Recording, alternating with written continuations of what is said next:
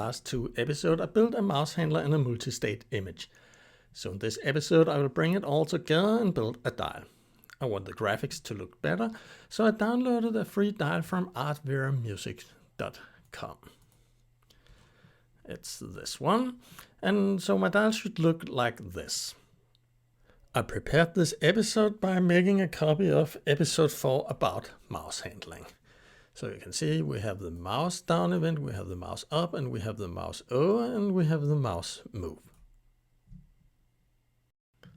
Before we move on, let's have a quick overview of the project in TextMate. I added a few files to get us prepared. I added the dial bitmap class, and I added the dial bitmap. You can look at it in Finder. Here it is. It has 27 stages. Back in TextMate, I also prepared my resource SVF file by adding this line of code and use svfmil to build the resource SVF file like this.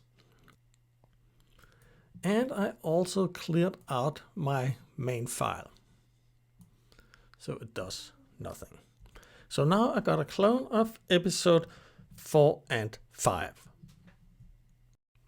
I create a document for my dial class. So I'm renaming my class to dial, and I'm extending the mouse handler. And that's why I have to import these libraries. And then I don't need this anymore, but I have to call this super to get the mouse handler's new function called.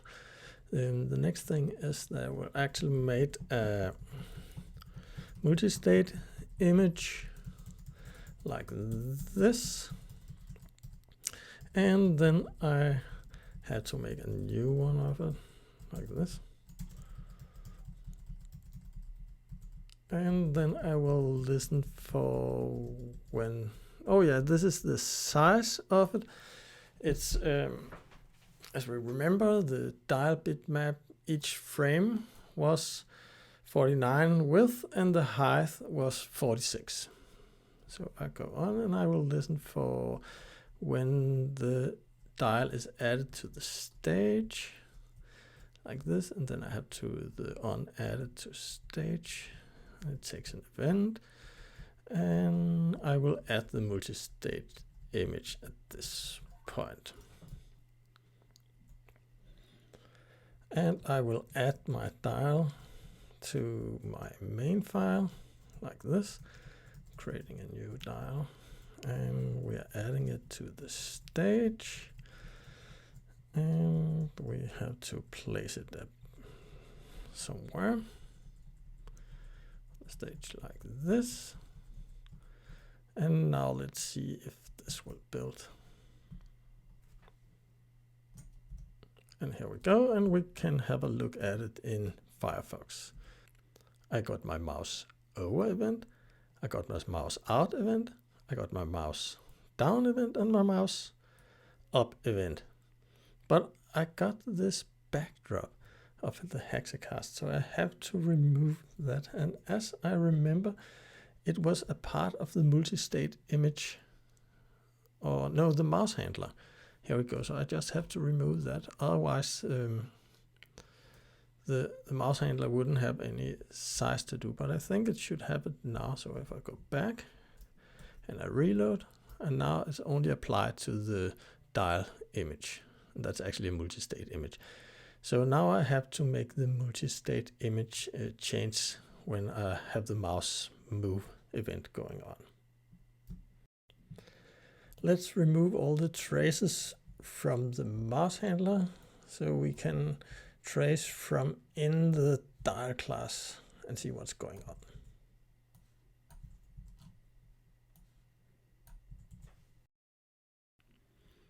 Inside the dial class on the on mouse down function, I can actually get the Y value from the stage while the mouse is pressed down. And let's have a look at that in Firefox. So if I reload this.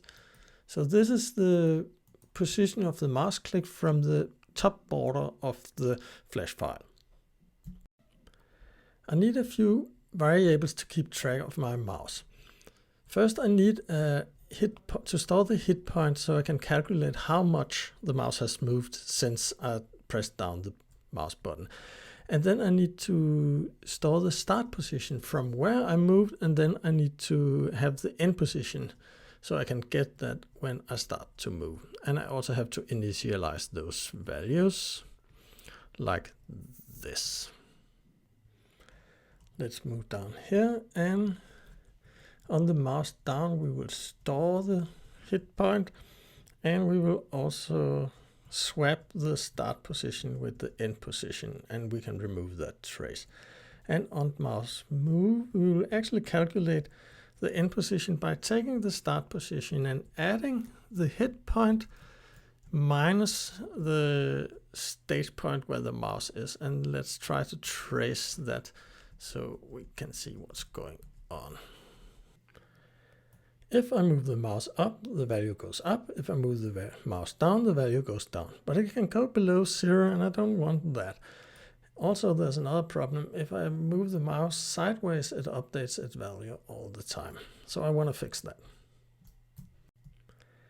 I'm creating a new value, and I call it last value, and that's what I check up against. And then in my onMouseMove function, I will create another value, and I will call it new value, and I will set to my end position. And then I'm going to check if the new value is below 0, I will set the new value to 0, and else if the new value is above the mouse range, I will set it to the mouse range, like that. So now it's time to do the magic. If the last value has changed, I'm setting the last value to the new value. And now I can actually change the state of my multistate image, and I will change it to the last value, but I have to multiply it with the ratio because I have less frames that I have positions for the mouse. And then I don't want to trace that end position anymore, so I remove it, and instead I want to trace the last value here. So let's see if it's building, and I can go back to Firefox and try to reload it. And now I can't go above the mouse range, and I can go below 0, and it's not updating if I move the mouse sideways. Right now my mouse doesn't do anything. So I go back to my main class and create a new function that I want to call something like update. And I pass it one parameter, it's a float and does not return anything, and all it does is to trace that variable, and then I pass the function to the dial. Back in my dial class, I'm creating a variable where I can store my main class's update function, and I also call that update, and that kind of variable as a type of dynamic.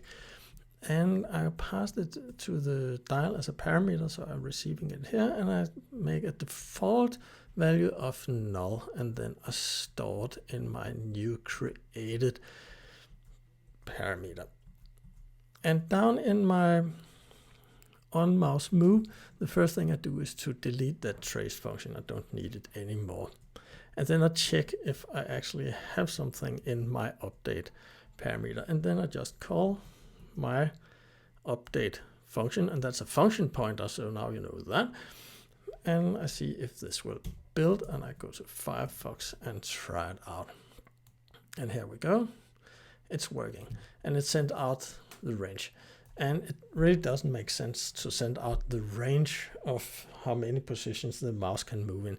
So here is a little trick, or how I always do it, and that is to keep the range in percentage.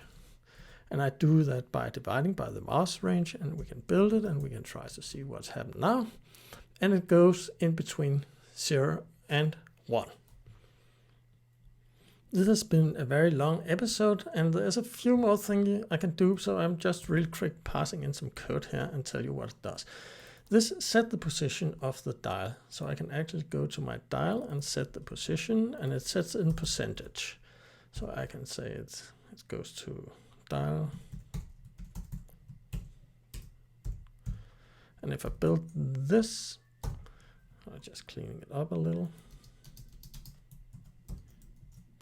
I should see this dial start out by being in the middle positions, and we can just go through what it was I did. So I check the range of the position, so I can't set it in some crappy position. I update my last value, and I also update my end position, and remember to divide by the radio, and I set the multistate image. So thank you for following along. I hope you enjoyed.